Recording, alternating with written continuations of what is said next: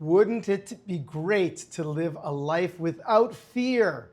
My name is Rabbi Wyne. I'm one of the rabbis at Inspiring Jews, and welcome to the Life is Great podcast. This week's Parashat Shoftim gives us tremendous insight and some real profound thoughts on what fear is, how we can live our lives in a fearless manner. So the first one is, when you look at the Torah, God lays out a situation that it's very natural for us to be afraid, and then says, don't be afraid, and tells us why we should not be afraid.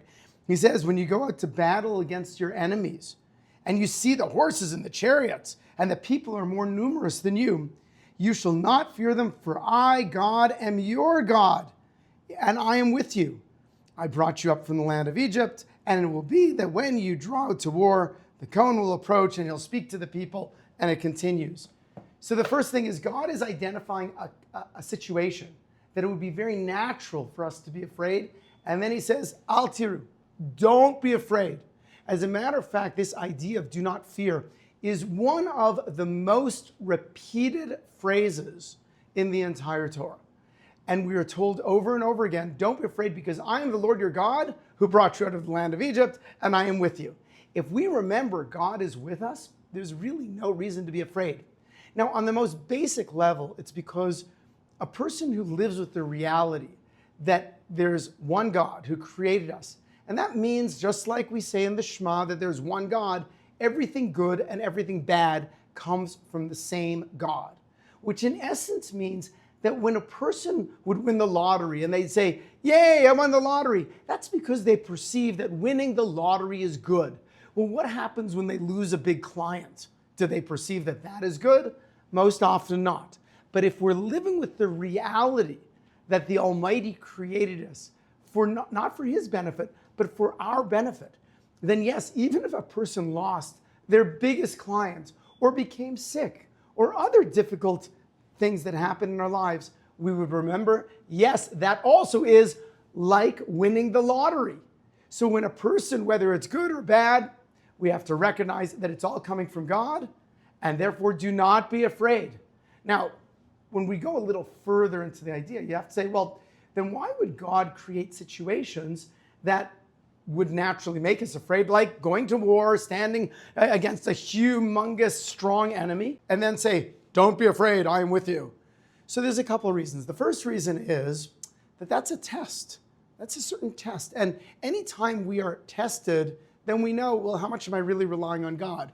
It's fine to rely on God when everything is okay or when things are good. But what about when things are difficult? That's when a person has to rely on God. It could say, yes, don't be afraid, God is with you. Well, that's almost meaningless when things are good. So the Almighty specifically will put us in a position that we legitimately could be afraid in order to test us, in order that we would know ourselves. What is my ability, my capability to rely on the Almighty? But not only that, we get rewarded for this as well. You know, there's a famous story told in the 1948 Israeli war, right? When the Arabs were pouring into Israel. In one neighborhood, there was a bomb that came down and exploded on a gas line, causing a huge explosion with fire bursting out of the gas line. And everyone was so worried and scared that the entire neighborhood was going to be destroyed and go up in flames. And then just as everyone was crying out to the Almighty, another bomb comes down, boom, and explodes on a water main that gushes all the water over onto the fire, puts out the fire. Well, evidently the Almighty did not want that neighborhood to be destroyed. So when they asked their rabbi, why did God send the first bomb? His response was, the truth is we really weren't praying for divine salvation and help from God until the first bomb hit.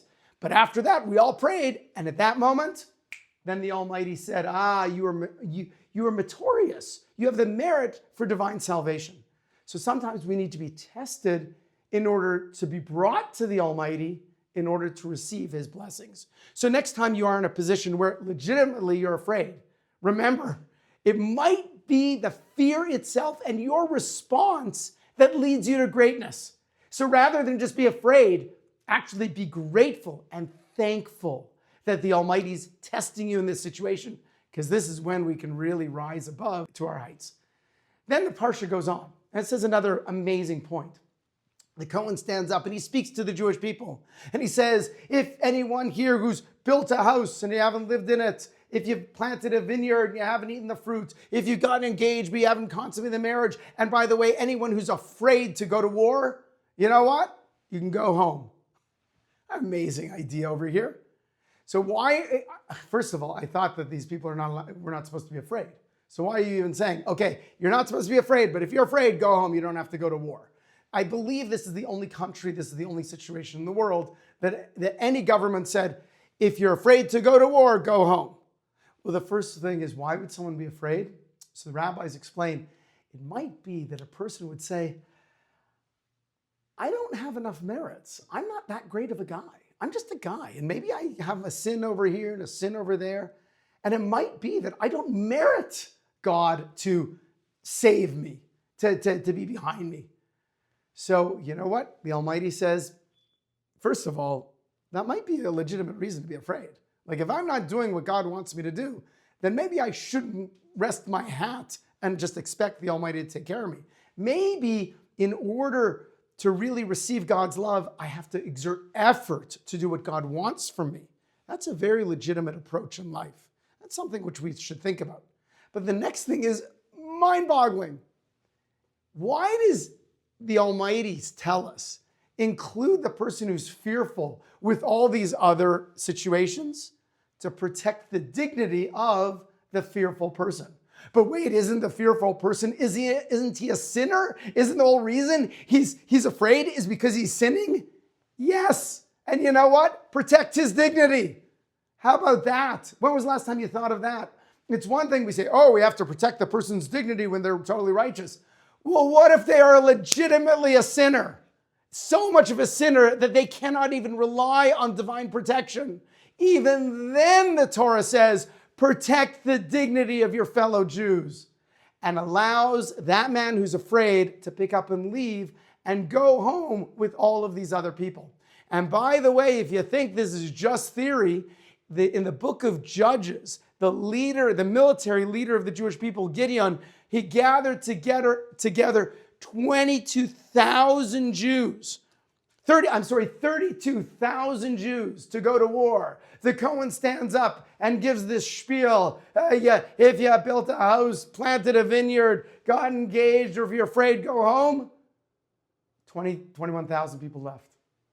Yeah, only 11,000 people ended up going to war. Isn't that amazing? There were a lot of people who were afraid. Or a lot of people got married, planted homes, I guess, or built homes. But the idea is that this actually happened in the Jewish world. We need to think for ourselves. Do we want to live a fearless life? Live a fearless life. How do you do it? First thing is you got to recognize, hey, you know what? Let me do what the Almighty wants. The next thing is recognize there are legitimately situations that I should be afraid. And also remember to treat others with dignity. One last point. The reason that guy who's afraid should go home and not go to war is not because he's afraid and like, give him a hall pass, he's a sinner. It's not that. It's because if he goes into war and he's afraid, he might discourage the other people beside him. See, we are responsible not only for our own emotions, but we are responsible to affect other people in a proper way as well. And fear, like all emotions, are contagious. So if you're feeling down, fearful, anxious, be aware of how you might be affecting other people. Who here has not walked into a room feeling great, met an anxious person, and then all of a sudden wasn't a fearful person, and then you weren't feeling so great? Recognize that reality, that we actually affect other people. Our emotions are more contagious than COVID. Not only the negative ones, the positive ones too. When you walk into a room and you're happy and you're joyful and you're optimistic and filled with faith and ambition, you know what happens? Those emotions are transferred to the people around you.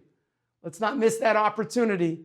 We can inspire others by making ourselves better. My name is Rabbi Wyne with Inspiring Jews. Please, thank you so much for joining us on Life is Great podcast. You can contact me at rabbiyitzwine@gmail.com. That's RabbiYitzwyne at Gmail. And if you like this and want more Jewish wisdom, then subscribe, follow, and share these videos.